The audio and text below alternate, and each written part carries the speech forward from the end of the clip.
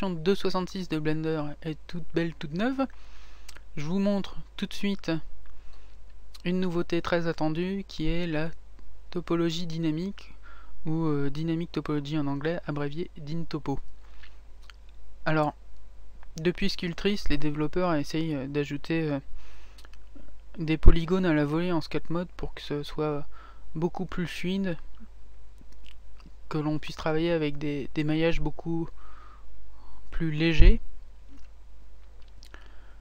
L'essai de l'Unlimited Clay n'a pas été concluant parce qu'il fallait appliquer le modificateur quasiment après chaque coup de pinceau. Et maintenant la topologie dynamique qui fonctionne un peu comme le logiciel Freestyle, inspiré de ce logiciel là, est beaucoup plus fluide, mais elle permet pas de créer des trous comme dans Freestyle. Freestyle permet de créer des trous dans le maillage. Donc là, l'ancienne méthode avec un modificateur multi-résolution avec un niveau de subdivision à 8, j'ai configuré une procédurale dans mon pinceau et je vois que le résultat est à 786 432 tris. Donc tri pour triangle. Voilà, les statistiques de Blender maintenant permettent d'afficher le nombre de triangles, ce qui n'était pas possible avant parce qu'on était limité au nombre de faces qui voulait plus dire grand chose entre les triangles, les quadrangles et les n-gones, polygones à plus de 4 côtés. Donc voilà, donc je passe sur mon cube avec ces 6 faces, donc c'est 12 tris. Je vous montre le panneau topologie. J'active la dynamic topology, je passe le detail size à 5, je vous expliquerai plus tard ce que c'est, et j'active l'option collapse short edge, ça aussi je vous expliquerai plus tard. Donc c'est un peu rude comme premier coup de pinceau parce qu'il passe de 12 tris à plus de 40 000. Donc je clique sur le bouton optimize pour pouvoir avoir des coups de pinceau secondaires plus légers avec un arbre BVH de subdivision mise à jour. Donc là on est à 60 000 tris, un peu plus de 60 000. Donc on a fait quand même une belle économie de polygones. Je vous affiche les deux cubes l'un à côté de l'autre. Pour que vous voyez qu'on est à peu près dans le même ordre de détail.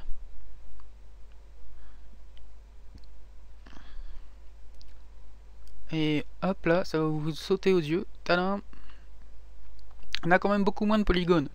Alors, pour être tout à fait honnête, j'active l'option Draw All Edge dans les propriétés de l'objet. Bon, avant cette option était dans les propriétés de la vue, mais comme ça ne concernait qu'un objet, c'est revenu bien placé dans les propriétés de l'objet. Donc, la dynamic topology, c'est quelque chose qui va modifier votre maillage. Donc faites attention, vous avez un message d'alerte la première fois que vous l'utilisez, ça va détruire vos vertex color et vos UV. Alors le petit outil Sculpt Tool Simplify, lui, si vous avez un peu la main lourde la première fois que vous l'utilisez, il va vous permettre à la manière d'un modificateur Decimate de réduire le nombre de polygones. Vous voyez, dans cette zone là il y en a pas mal quand même. Donc raccourci Shift D pour modifier la valeur de detail size. Je passe de 5 à 22, donc j'augmente la valeur de detail size et on a des polygones plus grands pour une plus grande valeur. Si je redescends vers quelque chose de plus proche de la valeur de la taille du détail de départ, c'était à 5 pour 5 pixels de la vue, on voit bien que le but de ce Sculpt Tool Simplify, c'est pas de déplacer le maillage ou de déplacer la forme, d'ajouter de la matière, c'est vraiment de simplifier le maillage. Tant qu'à faire, on va utiliser les matte cap puisqu'on est en sculpt mode. Je reviendrai plus tard dessus. Alors, la topologie dynamique fait aussi sauter le lissage. Si vous êtes en vue objet, le lissage en vue objet n'est pas respecté, il faut utiliser le smooth shading, l'option smooth shading dans le panneau topologie. Là j'ai activé la symétrie sur ma brosse clay strip. Alors c'est une brosse qui n'a pas d'option accumulate, mais on peut jouer sur d'autres paramètres. Là je vais augmenter le plane offset pour ajouter plus de matière d'un coup. Vous voyez tout de suite la différence. Bon, donc avec un detail size à 30, on ajoute quand même des polygones qui sont bien plus petits que les faces initiales de notre cube. Un cube de 2 unités Blender de large, ça fait un objet un peu petit. Donc on va ajouter de la matière pour créer notre forme de base. Là ça ressemble à peu près à une tête de batracien. Alors voilà, maintenant plus besoin de skin modifier.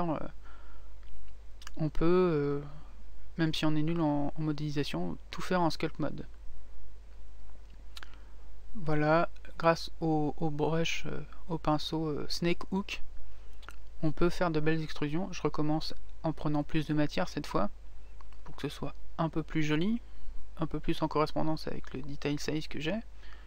Voilà. Donc on peut créer des membres avec ça. Le Snake Hook, je vous conseille de l'utiliser pour faire ce genre d'extrusion avec l'option Collapse Short Edge activée. Cette option fusionne les sommets, les vertex proches les uns des autres. Donc les edges d'une longueur inférieure au detail size sont aplatis. Et donc en fait, si vous voulez vous servir du Snake Hook un peu comme un grab, il vaut mieux désactiver cette option. Je vous montre ici que en me rapprochant, en zoomant, mais en gardant le même detail size, j'ai des faces, j'ai un niveau de détail qui est supérieur en zoomant. Donc on peut rajouter des détails sans toucher au detail size. Par contre, il faut faire attention, quand on dézoome, on retrouve une création de polygones plus grands. Donc vous pouvez effacer les détails que vous avez créés si vous voulez repasser sur la zone que vous avez détaillée. Donc faites attention à ça. Évitez, désactivez la topologie dynamique et passez au brush standard sinon. Alors les matcaps, voilà. Ça peut imiter des éclairages, donc là ça imite un peu un cel shading ça met plus ou moins en valeur le relief suivant le matcap utilisé. C'est à vous de voir ce que vous préférez utiliser lorsque vous êtes en train de sculpter. Alors le matcap c'est en mode solide uniquement, pas en mode texture, hein. Le but du mode texture c'est d'afficher une texture. Mais c'est plus simple à paramétrer c'est plus rapide que de toute façon paramétrer les lampes OpenGL ou un matériau GLSL. Alors le brush smooth, lui, comme les brush layer et les brush rouges, à part le Snake Hook et le Nudge, ne modifie pas la topologie. Il n'ajoute pas et n'enlève pas de polygones. L'outil Symmetrize a été ajouté en sculpt mode, parce que le mirror modifier c'est pas ça en sculpt mode, et surtout le mirror lui il fait pas tout à fait la même chose. Il vous duplique la géométrie si vous avez votre origine de l'objet au centre de la géométrie, donc vous aurez une duplication, tandis que le Symmetrize il remplace vraiment une partie du maillage par une autre. Donc c'est un outil de modélisation qui est aussi présent en edit mode, en mode d'édition. On passe aux nouveautés en ce qui concerne l'interface. Vous remarquez à droite la région transparente. Ça, c'est un plus quand même. Avant, on avait une région qui était complètement opaque comme ça. Donc grâce à l'option région overlap, on peut l'avoir transparente. Attention, ça fonctionne que avec le Windows Draw Mode Triple Buffer. Donc si c'est pas supporté par votre carte graphique, cherchez pas, vous ne pourrez pas avoir de région transparente. Vite fait, le thème Textiles vous permet de changer les caractères de la police. Enfin, pas la police des caractères, mais la taille de la police visible, et aussi son ombrage. Là, je suis dans le thème de la vue 3D et je modifie l'arrière-plan du panneau de ma région. Donc c'est un panneau qui peut devenir visible puisque maintenant la colonne est transparente. C'est à vous de voir, hein. Autre option esthétique, c'est le dégradé du fond de la vue 3D. Ça c'est assez commun au logiciel de 3D maintenant. Il y en a beaucoup qui le font, surtout dans les logiciels CAD. Bon, moi je suis pas trop fan, mais bon, ça peut toujours servir.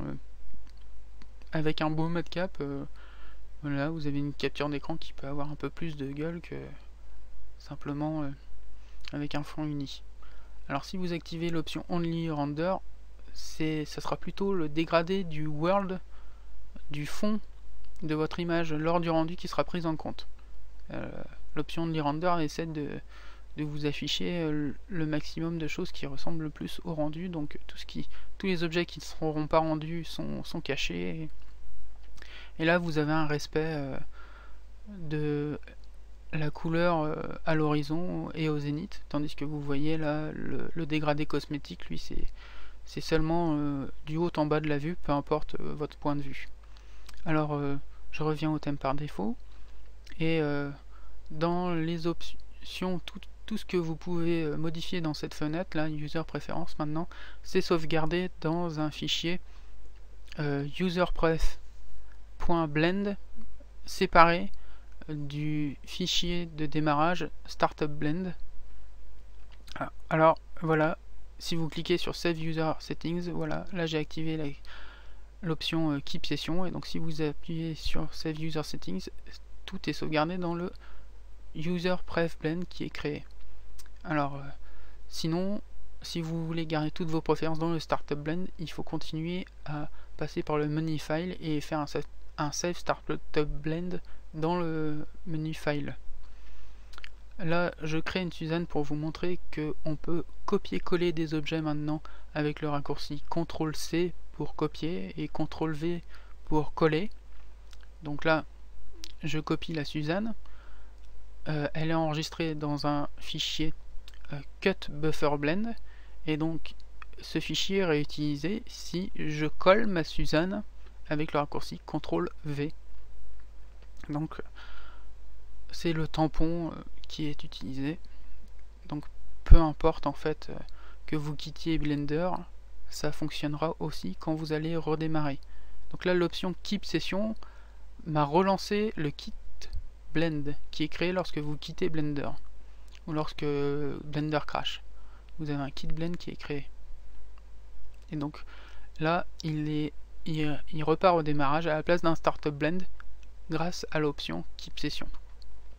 Voilà, j'ai créé un nouveau fichier. Vous voyez que la vue 3D et celle de mon Startup Blend n'est pas de celle que j'avais lorsque j'ai cliqué sur le bouton Save User Pref. Je viens de recoller ma Suzanne une dernière fois pour vous montrer que une chose dont je vous ai pas parlé tout à l'heure à propos des matcap, c'est que c'est bien visible qu'en vue solide, pas en vue texture.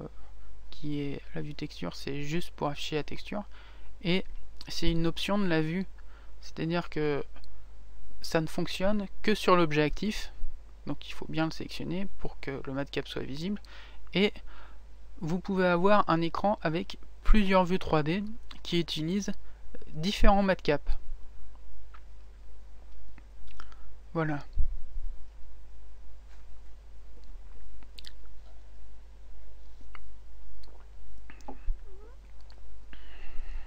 On peut pas encore ajouter ses propres matcaps, mais ça viendra normalement. Alors, nouveauté niveau rigging. Donc, pour riguer un robot dans la 265, vous sélectionnez la partie du robot, l'os qui va avec, et vous faites un CTRL P bone. Et dans la 266, ce qui change, c'est que vous faites un CTRL P bone relative. Bon, c'est pas la même chose. Normalement, la relation, c'est par rapport à la base ou à la tête du bone. Mais c'est surtout en fait que dans la 265, si vous aviez un robot très complexe, genre Iron Man, il vous plaît là mon Iron Man? Donc là j'ai éclaté en fait le cylindre qui va servir d'avant-bras en plein d'objets différents. Donc si vous avez un robot très complexe et que vous voulez garder toutes ces parties en tant qu'objet, vous allez les riguer au même os de l'armature, donc au même bone. Donc comme c'est pas facile de le faire dans la vue 3D, c'est plus simple de le faire dans les propriétés de l'objet. Seulement voilà, ça foire dans un 265. Vous avez votre objet qui, en étant parenté, a totalement changé de place. Donc l'option relative parenting empêche ce petit bug. Donc elle est activée par défaut. Donc si je vous avais rien dit, en fait vous vous en seriez pas rendu compte, mais c'est juste pour souligner le travail des développeurs qui s'attachent vraiment à enlever tous les petits bugs qui traînent dans ce genre là. Alors autre chose très appréciable, c'est que avant, pour supprimer une relation avec dans un champ objet comme ça, il fallait pas se contenter de cliquer sur Supr, il fallait cliquer, supprimer et taper sur la touche entrée. C'était un peu long, maintenant on a une petite croix, on clique et le lien de parenté est supprimé. Les particules SPH ne respectaient pas vraiment les caractères physiques. Elles avaient été un peu changées par rapport à l'utilisation classique dans les autres logiciels de 3D pour pouvoir faire quelque chose de plus visqueux avec des gouttelettes. Le problème c'est que même avec beaucoup de particules, on peut pas se débarrasser de cet aspect gouttelette. Donc on est revenu à un algorithme plus classique qui tient moins compte de la double densité en fonction de la taille des particules. Et donc on a un paramètre spacing qui nous exprime l'écartement entre les particules. Donc voilà, c'est un peu technique, mais regardez la doc si vous voulez absolument les utiliser, c'est bien expliqué. Voilà, c'était juste pour info. Alors maintenant on passe à un nouvel outil en White Paint Mode, donc pour s'occuper de la pondération des sommets de notre maillage. On a désormais un gradient. Il existait déjà dans les 240 sous la forme d'un script. Il avait disparu et on devait utiliser un modificateur weight group, mais maintenant c'est quand même bien d'avoir un gradient comme ça qui nous le fait beaucoup plus simplement directement en mode white paint. Donc cet outil white gradient il est fonction des paramètres du brush actif. Donc si vous avez un pinceau de type subtract avec un mode blend mode subtract, vous enlevez, vous supprimez du poids et vous devez revenir à un pinceau qui ajoute du poids pour ajouter de nouveau, pour avoir un dégradé qui ajoute aussi du poids. Donc là c'est plus le même raccourci, CTRL ALT clic gauche pour faire un dégradé radial au lieu d'un dégradé linéaire. Voilà, tout ça va me servir dans la démonstration suivante. J'ajoute des airs à mon espèce de grille avec un bulbe au milieu. Alors ces particules R, je vais contrôler leur densité et leur longueur grâce au weight group que j'ai créé juste avant. Je change de vue pour vous faire une démonstration de la nouveauté dans Cycles, le nouveau moteur de rendu qui a quelques fonctionnalités encore expérimentales. Donc les R, c'est encore expérimental. Si ça fonctionne pas, faites un rapport de bug. Alors, donc on n'avait pas de R, on peut les désactiver. Voilà ce qu'on avait comme rendu avant. Donc je crée un matériau pour ma grille et un autre matériau pour mes particules R, avec une autre couleur si possible pour bien les distinguer. Je vous montre juste que on a une preview à la Blender Internal. En fait, ce serait plus une preview à la Mitsuba. Les devs ont trouvé sympa la preview de la donne de Mitsuba. Ils se sont dit on va faire la même chose pour Cycle. Ça sert pas à grand chose parce que Cycle c'est vraiment fait, il a une vue rendered qui nous permet de voir directement ce que donnera, quel résultat on aura au rendu. Bon, du rendered, mais quand même pas pour... on reste quand même dans la vue 3D là pour l'instant. Donc comme pour le rendu des particules avec le Blender Internal, on peut configurer la forme générale de la particule avec une base plus large que une extrémité. On peut ouvrir l'extrémité, là ça change un peu, parce que si vous avez une géométrie en forme de cube, de curve extrudée, donc vous aurez des particules R qui ressemblent plus à des tubes qu'à des segments de cheveux. Vous pouvez changer la géométrie pour des plans, c'est plus rapide, des plans, des triangles. Donc voilà, vous pouvez aussi avoir quelque chose de plus efficace en fonction de la normale. Et vous pouvez vraiment changer beaucoup de géométrie. Accurate, a priori, c'est le mode par défaut le plus simple qui vous donne le rendu le plus précis possible. Mais avec le mode custom, vous pouvez vraiment chercher la petite bête et configurer toutes les petites méthodes d'affichage de la géométrie pour aller plus ou moins vite, pour avoir un rendu qui respecte plus ou moins bien les courbes du chemin de vos particules. Donc c'est à vous de voir. Donc cette fonctionnalité expérimentale est à tester. Voilà, donc comme je disais, si je change le paramètre render, ça ne change rien à ce qu'il y a dans la vue 3D. Il faut que je change le paramètre display pour avoir des children un nombre de children qui se modifie dans la vue 3D. Le paramètre render, c'est si j'appuie sur le bouton render ou si je tape sur la touche F12 que je verrai tant de particules. Donc Cycles a eu des options ajoutées pour l'open shading langage. J'en parle pas, je code pas pour l'instant, donc j'y ai pas trop touché, donc voilà, j'en parle pas. Je vous montre juste l'ajout du node color ramp pour Cycles, qui peut être utilisé justement pour colorer les R avec le nouveau nœud qui va avec, le nœud R info. Alors la première sortie Strand, c'est pour la spéculaire DR en fait, pour avoir quelque chose en fonction de la normale. Et là, si je passe par le choix intercept, ma rampe en fait, j'ai une couleur noire à la base de ma fourrure ou de mes cheveux, une couleur rouge au milieu et une couleur blanche à la pointe. Voilà. J'ai pas pensé à faire une démonstration de la transparence. Bon, il y a la documentation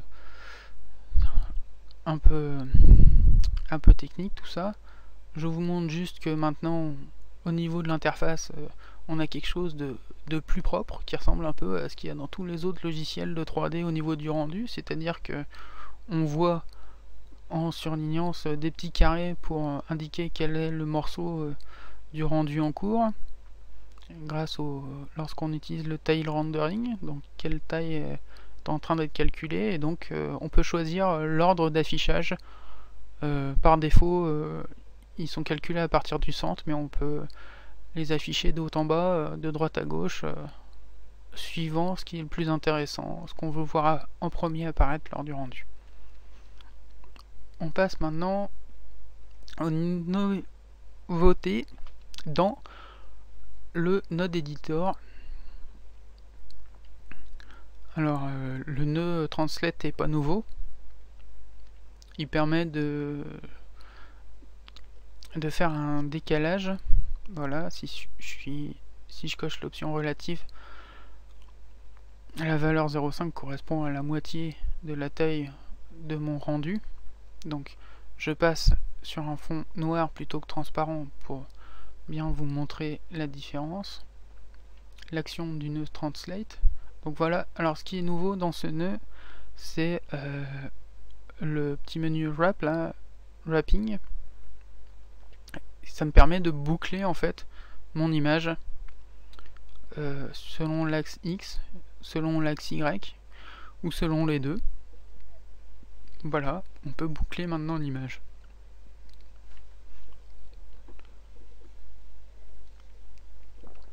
Bon, c'est à peu près la seule nouveauté dans le Node Editor.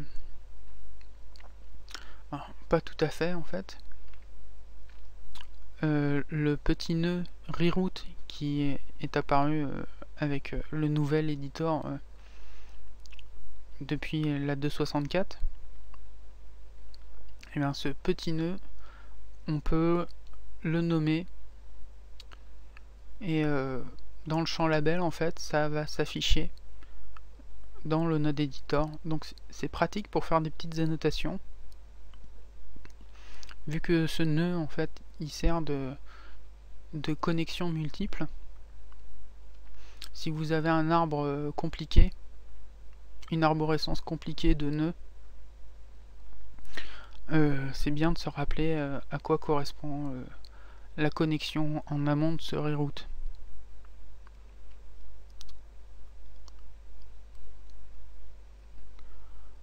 Voilà, alors l'import MDD, c'était par le menu file import qu'il fallait passer avant sur un fichier. Vous importez d'abord un fichier OBJ ou LOW pour le maillage, et ensuite vous importez l'animation. Alors le fichier MDD,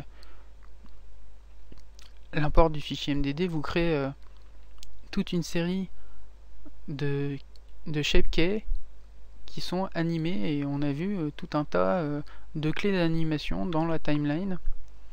Et bien désormais on n'a plus besoin de cet import, parce que le modificateur MeshCache permet de lire directement le fichier MDD ou un fichier PC2. Donc on peut ajouter un modificateur smooth par exemple derrière pour lisser un peu le maillage. Les modifications du maillage sont prises en compte après. Je peux inverser l'axe de la sélection, ça juste avec le menu flip. Avec le menu forward, en fait, Blender est un logiciel en Z-Up, Maya un logiciel en Y-Up, donc c'est pas forcément les mêmes axes, donc c'est bien d'avoir des outils pour ça. On a plusieurs fonctions de remapping, de time mapping en fait. Donc là j'affiche simplement la frame que je veux dans mon animation à 100 images, 100 frames, et donc le facteur frame scale il peut être en fonction du nombre de frames, du temps, etc. Donc ce modificateur, devant j'ai placé un modificateur courbe pour déformer le maillage. Alors on voit pas la déformation au début de l'animation parce que je suis en mode deform mode overwrite. Ça veut dire qu'il réécrit toutes les déformations précédentes, tandis que si je mets integrate, eh ben, l'animation va s'ajouter aux déformations déjà existantes, déjà faites. Donc voilà, j'ai animé, on voit bien l'action de ma courbe au début qui me courbe mes lettres. Et en fait, je peux régler l'influence sur l'animation de mon modificateur Mesh Cache. Donc voilà. Je peux aussi changer, je repasse en mode override pour vous montrer, je peux faire un décalage dans l'animation. Je suis pas obligé de partir de la frame 1 pour avoir mon animation. Là où j'aurais dû déplacer toutes les clés avant, j'ai juste un petit paramètre à changer. Donc nouveauté du texte editor, l'autocomplétion. Le texte editor, c'est vraiment un éditeur de texte qui vous permet d'écrire des scripts la plupart du temps, mais aussi des textes d'explication en français. Là, les accents n'étaient pas supportés lorsque j'ai fait la vidéo, mais maintenant ils le sont, donc vous pouvez écrire en français sans souci. Niveau modélisation, en edit mode, maintenant on a des petits outils comme le vertex bevel, donc option du bevel ou raccourci CTRL Shift B directement. Le vertex slide existait déjà avant, mais il a été bien amélioré. Donc vertex slide, hein, les vertex bougent en fonction de la direction du edge sous la souris. Avec la contrainte Alt, on peut aller plus loin que le maillage à la forme d'origine. C'est le même raccourci GG qui permet de faire du vertex slide et du edge slide. Donc GG, raccourci bien plus pratique que le Shift V ou le passage par le menu CTRL E. Alors maintenant j'en ai terminé avec les nouveautés au niveau modélisation. Là je modélise un petit truc pour vous faire la démonstration suivante qui est relative aux nouveautés en ce qui concerne le backing, le rendu en texture. En l'occurrence ici ça sera pas du rendu en texture. Nouveauté rendu en texture, backing, c'est on peut lorsqu'on a un maillage utilisant un modificateur multirace, on peut backer là-haut maintenant à partir du modificateur multi-résolution. Ça c'est pour les textures, mais maintenant la nouveauté que je vais vous montrer c'est le Bake to Vertex Color. Au lieu d'avoir un UV-map, on se crée un canal Vertex Color Call, on clique sur l'option Bake Vertex Color. Là je vais baker l'ombre de mon sun sur mon espèce de forêt de building là. Je sélectionne le bon mesh, le maillage, je clique sur Bake. Au début il n'a pas voulu, je recommence. Là il l'a pris. J'affiche mon vertex color en cliquant sur texture solide. Et voilà, on a quelque chose qui n'est pas tout blanc en mode vertex paint.